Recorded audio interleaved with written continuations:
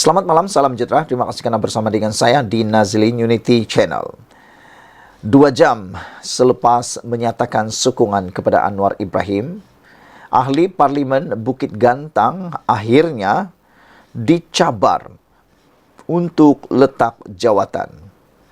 Saya fikir ini sudah perkara biasalah. Tapi apa pendapat kamu semua? Adakah patut ahli Parlimen Bukit Gantang ini letak jawatan?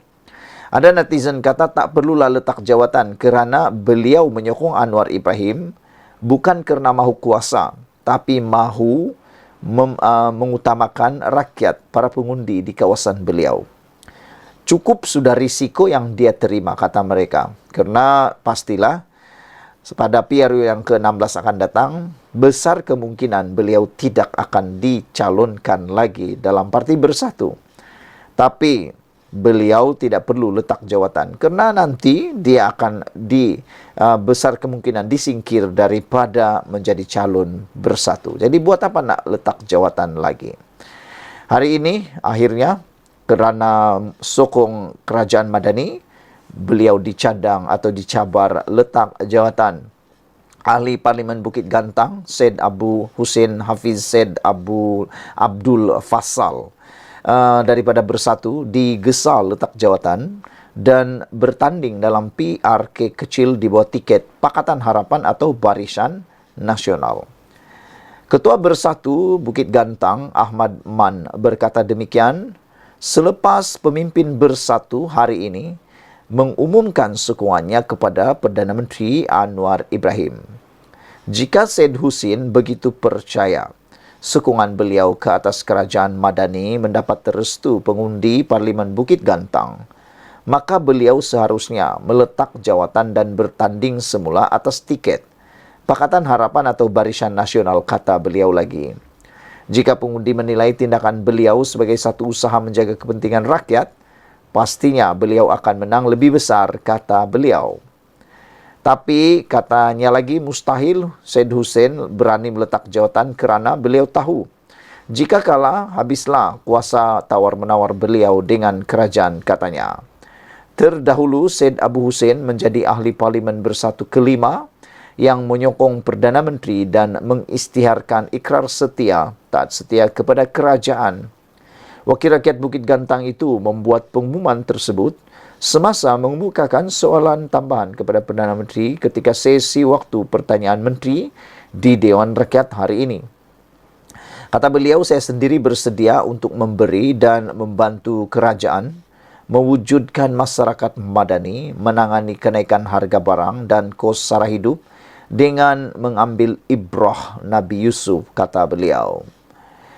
Dengan ini, Bukit Gantang mengisytiharkan menyokong Yang Amat Berhormat Tambun sebagai Perdana Menteri ke-10 dan gagasan kerajaan Madani, kata beliau. Syed Abu Hussein ketika berucap turut menyeru dua bekas Perdana Menteri iaitu Muhyiddin Yassin dan daripada Presiden Bersatu dan Ismail Sabri Yaakob untuk membantu Anwar. Sementara itu, Ahmad yang juga adun Kuala Sepetang berkata, sokongan ahli parlimen kepada kerajaan harus berdasarkan kepentingan rakyat atas sesuatu isu, bukannya menyokong perpaduan kedudukan Perdana Menteri daripada blok kerajaan. Sebagai ahli parlimen pembangkang, Syed Abu Hussein sepatutnya memainkan peranan sebagai ejen semak dan imbang dalam sistem demokrasi negara dengan jujur dan telus, kata beliau. Sistem demokrasi negara akan musnah jika semua ahli parlimen pembangkang menyatakan sokongan penuh kepada Perdana Menteri hanya untuk mendapat kelebihan peruntukan, katanya. Katanya lagi, dakwaan Syed Abu Hussein bahawa keputusan itu demi kepentingan rakyat sangat meloyakan. Dalam pilihan raya negeri PRN di 6 negeri selepas pembentukan kerajaan Madani, sokongan rakyat masih memihak kepada Perikatan Nasional walaupun mengetahui kami bukan sebahagian kerajaan persekutuan. Justru indikator apa Syed Abu Hussein menyatakan ia demi kepentingan rakyat, katanya. Pandangan rakyat mana yang beliau pegang? Soal Ahmad lagi. Beberapa komen daripada netizen di ruangan Malaysia Kini menyatakan bahawa sokongan Bukit Gantang adalah kepada kerajaan yang diperkenankan oleh Ketua Duli Yang Maha Mulia di-Pertuan Agong, bukan seperti kejadian ahli Parlimen Bersatu yang telah meruntuhkan kerajaan sebelum ini. Kalau menyokong kerajaan, kamu kata tak bertanggung jawab. Maka kamu harus adil dan nyatakan, adakah pemimpin kamu yang curang dalam kerjasama boleh dipercayai? Kenapa tidak suruh mereka letak jawatan dulu? Dayus, kata AKJ.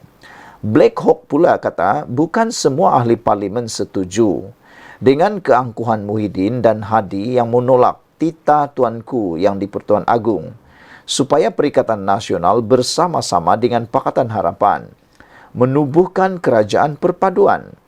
Bukan setakat itu, kata mereka atau kata Black Hawk. Mereka juga menolak menandatangani MOU dengan kerajaan yang antara lain mengurangkan perseteruan untuk menumpukan usaha, memajukan negara dan membantu rakyat. Salah satu lagi komen daripada netizen ialah daripada Prejudis. Beliau menyatakan, salahkah menyokong Perdana Menteri sebagai ketua kerajaan? Perlukah bila keputusan tidak menyebelahi kita, terus memusuhi pihak yang menang? Demokrasi apakah yang diguna pakai demi mengejar pangkat dan kuasa? Itu persoalan daripada Prejudis. Apa pula pendapat anda tentang isu kali ini? Sekian dulu untuk kali ini. Jangan lupa tinggalkan komen anda, tekan butang subscribe. Malaysia kita punya, kita juga sama-sama cintai Malaysiaku. Bye-bye. Selamat malam, salam sejahtera. Terima kasih kerana bersama dengan saya di Nazilin Unity Channel. Akhirnya, identiti lelaki yang menawarkan 5 juta ringgit untuk membunuh Perdana Menteri Anwar Ibrahim dicekup di Kota Bahru. Yang mengejutkan kita, lelaki ini nanti kita akan dedahkan identitinya. Saudara-saudara sekalian, memang agak biadab dan kurang ajar, kata netizen, berkaitan dengan tindakan lelaki yang menularkan perkara ini di TikTok. Beliau menawarkan 5 juta ringgit untuk membunuh Perdana Menteri yang ke-10. Bayangkan betapa biadab dan kurang ajarnya perbuatan seperti itu. Pada pendapat saya dan para netizen yang lain, perbuatan ini memang tidak boleh diterima sama sekali. Perbuatan itu memang betul-betul sudah melampau dan memang patut ditahan dan diberikan hukuman yang setimpal. Karena kita risau dan takut nanti ianya akan jadi ikutan dan akan menjadi satu perbuatan yang menjadi kebiasaan. Kita ucapkan tahniah kepada polis Diraja Malaysia kerana telah pun berjaya mengesan lelaki yang melampau ini dan telah pun menahan beliau untuk siasatan lanjut. Ini beritanya, lelaki menawarkan 5 juta bunuh Perdana Menteri Anwar Ibrahim, kini dicekup di Kota Bahru, dipetik daripada majority.com. Hari ini, seorang lelaki yang berusia 34 tahun ditahan atas dakwaan ugutan bunuh terhadap Perdana Menteri Datuk Seri Anwar Ibrahim melalui hantaran di media sosial. Beberapa hari yang lepas ditularkan bahawa lelaki tersebut telah menghantar ugutan ataupun tawaran ugutan tersebut melalui TikTok. Dan kalau kita fikir, lelaki yang berusia 34 tahun ini sewajarnya sudah dewasa dan sudah matang untuk memikirkan apa natijah dan apa kesan perbuatan beliau itu terhadap Malaysia dan diri beliau sendiri. Jadi ada netizen kata, padan mukalah, terimalah hakikat dan hukuman yang setimpal dengan perbuatan kamu, kata mereka lagi. Apa pula pendapat anda sekalian? Dan ada juga yang menularkan dalam media sosial bertanya, apakah hukuman yang sepatutnya diberikan kepada lelaki yang kita kata biadab ini? Ada yang kata perlu diberi sebatan supaya menjadi teladan kepada orang lain dan menghindari perbuatan seperti itu. Apa pula pendapat anda? Ada juga yang memberikan cadangan, buang negara. Ada juga yang memberi cadangan, buang daerah, buang negeri dan sebagainya lah. Dan yang lebih lucu, ada yang mencadangkan, mengarahkan beliau mencuci tandas sepanjang hayat. Hukumannya supaya dia dapat bertaubat dan dapat muhasabah diri terhadap perbuatan beliau itu. Disahkan oleh Ketua Polis Negara Tan Sri Razarudin Hussein Beliau mengatakan individu terbabit ditahan pada Selasa, yaitu hari ini, kerana didakwa memuat naik video di TikTok dan menawarkan ganjaran 5 juta ringgit untuk membunuh Perdana Menteri dan barisan kabinetnya. Kayak juga orang ni ya. Bayangkan 5 juta ringgit itu bukan satu jumlah yang sedikit. Itu sangat banyak. Tapi perbuatan ini memang perbuatan yang cukup biadab. Dia ditahan di Jalan Padang Tembak, Kota Bahru, Kelantan. Suspek direman sehingga Jumaat untuk disiasat mengikut Seksyen 507 Kanun Keseksaan dan Seksyen 233 Akta Komunikasi dan Multimedia 1998 katanya. Sementara itu, polis turut menahan seorang lagi lelaki berusia 37 tahun kerana menghina Yang di-Pertuan Agong di media sosial. Razarudin berkata suspek ditahan di Kota Bahru kerana didakwa memuat naik ulasan yang berpotensi menimbulkan kemarahan dan penghinaan kepada mana-mana raja. Suspek direman sehingga Khamis dan kes itu disiasat mengikut Seksyen 4 dalam kurungan 1 Akta Hasutan 1948 dan Seksyen 233 Akta Komunikasi dan Multimedia 1998, katanya dalam kenyataan pada Selasa. Kedua-dua kes itu disiasat oleh Unit Siasatan Khas Jabatan Siasatan Jenayah Bukit Aman, Kuala Lumpur, kata Razarudin lagi. Ketua Polis Negara juga telah pun menasihati semua orang atau orang ramai di Malaysia, khususnya para penduduk Malaysia, supaya tidak membuat spekulasi mengenai kes berkenan kerana ia boleh menjejaskan siasatan. Polis juga mengingatkan semua rakyat supaya peka dan prihatin terhadap isu sensitif di media sosial, terutama perkara yang boleh mengganggu ketenteraman dan keselamatan awam, kata beliau lagi. Saudara-saudara sekalian, saya bersetuju dengan peringatan daripada Ketua Polis Negara ini supaya semua rakyat Malaysia berhati-hati. Jangan kerana mahu tular dan menjadi TikToker yang banyak pengikut, anda sanggup membelakangkan keselamatan diri sendiri. Jangan sampai kerana gara-gara benci atau sesuatu yang tidak wajar, anda terlupa bahaya diri sendiri. Sekian dulu untuk kali ini. Jangan lupa tinggalkan komen anda, tekan butang subscribe. Malaysia kita punya, kita juga sama-sama cintai Malaysiaku. Bye-bye. Selamat malam, salam sejahtera. Terima kasih kerana bersama dengan saya di Nazilin Unity Channel. Isu yang hangat pada malam ini ialah berkaitan dengan sokongan yang telah diberikan kepada Anwar Ibrahim oleh ahli parlimen yang kelima daripada Parti Bersatu. Nampaknya seperti yang diramalkan oleh netizen dan penganalisis politik, tindakan Muhyiddin membuat U-turn semula untuk bertanding mempertahankan jawatan Presiden Parti Bersatu dilihat tidak berjaya mengukuhkan parti tersebut. Hal ini kerana walaupun mereka menjangkakan domino ataupun rentetan menyokong Anwar Ibrahim akan terhenti selepas Perhimpunan Agung Bersatu pada minggu yang lepas, nampaknya ianya tidak berjaya langsung. Bahkan ahli parlimen daripada Parti Bersatu kini lebih berani menyatakan sokongan kepada Anwar Ibrahim. Ada netizen dan penganalisis politik yang mengatakan bahawa ianya adalah tindakan yang benar-benar sudah terdesak dan mahu supaya Perikatan Nasional khususnya Bersatu membuat tindakan lanjut, membuat MOU dengan kerajaan pimpinan Anwar Ibrahim. Ini dilihat apabila mereka berani sekarang. Kalau sebelum ini pada asalnya ketika Kuala Kangsar menyatakan sokongan kepada Anwar Ibrahim, apa yang berlaku, mereka hanya membuat siaran secara Facebook dan selepas itu media, selepas itu melalui sidang media. Namun demikian kali ini lain daripada yang lain dan lebih berani ialah mereka menyatakan ahli parlimen daripada Bersatu yang mengumumkan sokongan kepada Anwar Ibrahim sebentar tadi daripada Bukit Gantang menyatakan sokongan kepada Anwar Ibrahim melalui sidang parlimen. Ini tentu memberikan kejutan yang lebih besar, tamparan yang lebih perit, tamparan yang lebih sakit kepada Muhyiddin Yassin selaku Presiden Parti Bersatu Kerana ianya bukan dibuat di sidang media, di Facebook, maupun mana-mana TikTok ataupun mana-mana media sosial, tetapi dinyatakan di parlimen. Bayangkan orang menonton secara live, bahkan ianya pula disertai oleh ahli parlimen yang lain.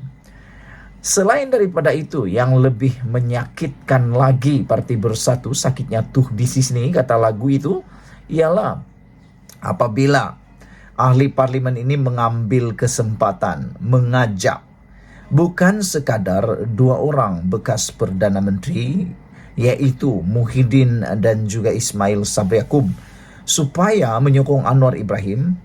Dia mengambil kesempatan untuk mengajak dua bekas Perdana Menteri ini, yaitu Muhyiddin Yassin dan Ismail Sabri Yaakob, supaya menyokong Anwar Ibrahim dan melihat bersama-sama. Dia ada kerinduan untuk melihat dua orang pribadi ini bergabung menyokong Anwar Ibrahim dan mau melihat negara Malaysia yang tercinta ini dipacu ke arah kemajuan yang lebih mapan dan lebih hebat lagi. Saya percaya kalau tiga pribadi ini bergabung sama-sama melupakan agenda pribadi, pasti Malaysia ini akan menjadi lebih hebat. Lupakan dulu agenda pribadi, lupakan dulu agenda parti politik, lupakan dahulu kepentingan dan kuasa pribadi.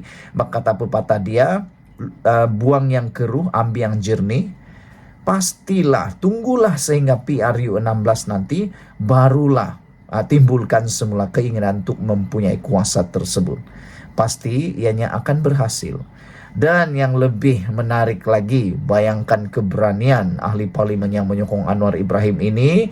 Secara berterus terang di dalam Dewan Parlimen itu, beliau kata dia mengajak ahli parlimen daripada Parti Bersatu, daripada Perikatan Nasional, supaya sama-sama menyokong Datuk Seri Anwar Ibrahim. Dan menariknya, apa yang menarik dilihat oleh penganalisis politik khususnya seperti Sabudin.com ialah apabila dia dapat melihat tindakan Parti Bersatu dan Perikatan Nasional, Parti Bersatu lah, yaitu membuat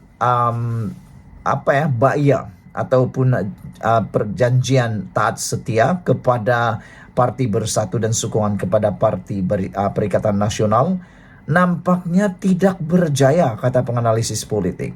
Dan sudah dijangka, apapun perjanjian yang mau dibuat, kalau dah berniat untuk mau melanggar, ianya tidak akan ada apa-apa kesan. Senang saja. Contoh yang paling mudah apabila Zuraida Kamarudin telah pun kalah di dalam saman oleh PKR. Nilainya bukan kecil, 10 juta. Tapi dilanggar juga kan? Akhirnya kalah juga dia di mahkamah dan diarah untuk membayar 10 juta kepada parti PKR yang telah dikhianati oleh Zuraida Kamarudin. Kalau 10 juta pun sanggup dilanggar, apakah pula sekadar baia, kata penganalisis politik dan netizen. Mereka kata itu bukan satu perkara yang menakutkan. Dan saya sebenarnya ingin memberikan kredit kepada 5 ahli parlimen daripada Parti Bersatu yang telah pun menyatakan dengan berani menyokong Anwar Ibrahim, khususnya kepada parti ahli parlimen Bukit Gantang ini, yang mana berani membuat kenyataan bukan sekadar di media sosial, bukan sekadar di kenyataan media, tetapi di parlimen. Bayangkan itu memerlukan kekuatan sepenuhnya untuk membuat demikian. Kenapa saya ingin memberikan kredit? Kerana beliau membelakangi diri sendiri, membelakangi kepentingan diri sendiri. Beliau mementingkan kepentingan rakyat yang diwakili oleh beliau, mementingkan pengundi yang berada di Parlimen Bukit Gantang. Beliau lebih mementingkan mereka, dan pastinya saya yakin 5 orang ahli parlimen ini sukar untuk mendapat tempat semula dicalonkan dalam PRU 16 akan datang. Tidak mustahil, tetapi sangat sukar untuk mereka dapat slot, dapat dicalonkan sekali lagi. Itu risikonya, tapi mereka sanggup menerima risiko itu, mengambil risiko itu semata-mata untuk memastikan kawasan parlimen mereka dapat dibela khususnya untuk kemajuan dan tidak akan tertinggal daripada kemajuan. Itulah sebabnya kita lihat dan kita harus memberikan pujian kepada mereka ini. Dan harus diingat, mereka tidak lompat parti. Mereka hanya menyatakan sokongan kepada Anwar Ibrahim semata-mata untuk mendapatkan peruntukan daripada kerajaan. Dan mereka sudah boring lah, tidak mau bertelagah lagi lah. Mereka kata, nantilah, tunggu dulu PRU, barulah masanya untuk bertelaga, masanya untuk menyatakan kekuatan mereka dari segi politik. Jadi, bukankah itu sesuatu perkara yang baik? Tapi yang lebih menarik lagi ialah sejauh mana 5 ahli parlimen ini tidak bertambah lagi bilangannya. Kerana netizen dan penganalisis politik meramalkan akan ada sekurang-kurangnya 10 lagi ahli parlimen yang akan menyokong Anwar Ibrahim. Persoalannya sekarang siapa? Dan yang lebih menarik lagi, kononnya kabar angin yang tersebar di media sosial menyatakan sebelum ini ada ahli parlimen PAS yang mungkin akan menyokong Anwar Ibrahim juga. Siapa orangnya? Kita tunggulah nanti. Sekian dulu untuk kali ini. Jangan lupa tinggalkan komen Anda, tekan butang subscribe. Malaysia kita punya. Kita jaga sama-sama cintai Malaysiaku. Bye-bye.